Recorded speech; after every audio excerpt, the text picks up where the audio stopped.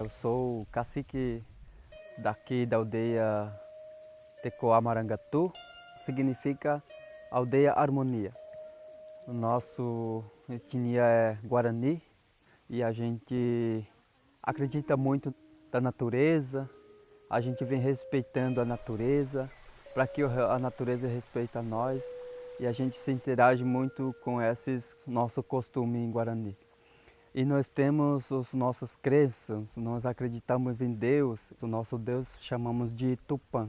A minha avó, nossos anciões, dizia que tem Tupã, Caraí, Nhamandu, Jacairá.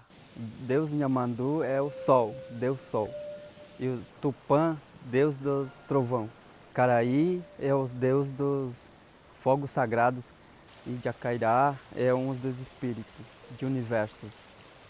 Esses nossos ensinamentos são milenares, né? A vida guarani é de muitos antepassados que já teve esses modos de vida, de modo de viver. Então, levaram para frente nosso conhecimento, os anciões que tendo esse conhecimento, repassando para os novos, para que respeitar a natureza, respeitar Deus que nós cremos.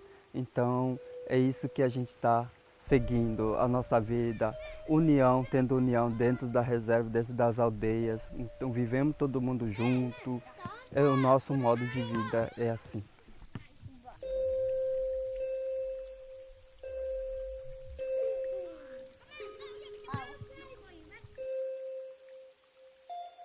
Mainuim, ou beija-flor, na cultura guarani, tem uma importância muito grande, porque nós entendemos assim que ela é o início, a formação da natureza guarani.